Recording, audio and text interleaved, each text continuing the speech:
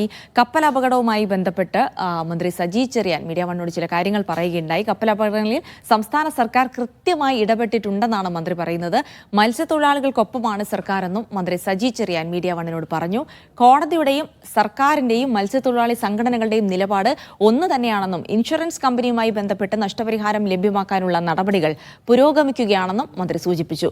കേന്ദ്ര സർക്കാർ പരിധിയിലാണ് അപകടം നടന്നതെന്നും കോടതി നിർദ്ദേശങ്ങൾക്കനുസരിച്ചാണ് കാര്യങ്ങൾ നീങ്ങുന്നതെന്നും സജി ചെറിയാൻ മീഡിയ വണ്ണിനോട് പറഞ്ഞു.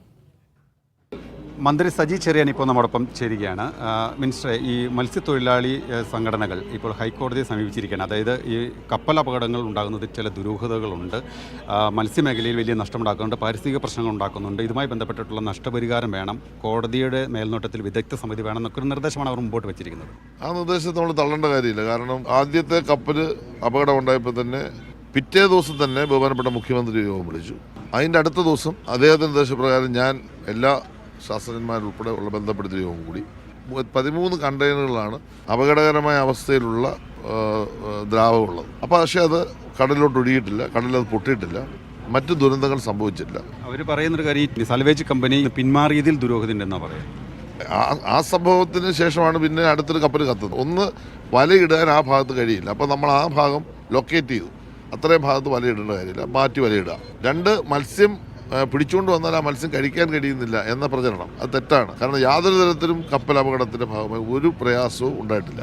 നമ്മൾ സൗജന്യ റേഷനും 1000 രൂപ വെച്ച് ഒരു വ്യക്തി എന്ന നിലയിൽ അടിയന്തരമായി കേരള ഗവൺമെൻറ് നമ്മൾ സഹായിച്ചു. ഒപ്പം സെൻട്രൽ ഗവൺമെൻറ് പരിധിയിലാണ് ഈ അപകടം നടന്നത്. അപ്പോൾ നമ്മുടെ ഭാഗത്തും സഹായം കൊടുത്തതിന് ശേഷം നമ്മൾ ഗവൺമെൻറ് ഓഫ് ഇന്ത്യക്ക് നമ്മൾ കത്ത് കൊടുത്തു, കേന്ദ്ര മന്ത്രിമാരുമായിട്ട് സംസാരിച്ചു. അതിൻ്റെ ഭാഗമായി റെസ്ക്യൂ ഓപ്പറേഷൻ അന്നേരം തന്നെ സ്റ്റാർട്ട് ചെയ്തു. പിന്നെ നഷ്ടപരിഹാരം കൂടെ സംബന്ധിച്ചിടത്തോളം അത് ഇൻഷുറൻസ് കമ്പനിയുമായി ബന്ധപ്പെട്ട വിഷയമാണ്. അതിനുവേണ്ടി നമ്മൾ മൂവ് ചെയ്യണമെന്ന് ഗവൺമെൻറ് ആവശ്യപ്പെട്ടു.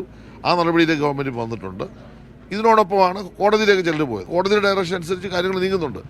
രണ്ടായാലും ഗവൺമെൻറ്റിൻ്റെയും കോടതിയുടെയും ഈ പോയിട്ടുള്ള സംഘടനകളുടെ എല്ലാം നിലപാട് ഒന്ന് തന്നെയാണ്. അതിനെ സർക്കാർ പിന്തുണയ്ക്കുന്നുണ്ട്. 100% സർക്കാർ പിന്തുണയുണ്ട്. ക്യാമറ പേഴ്സൺ മനോജ് പീലിനൊപ്പം കൊച്ചിയിൽ നിന്ന് സിജോ വർഗീസ്, മീഡിയ 1.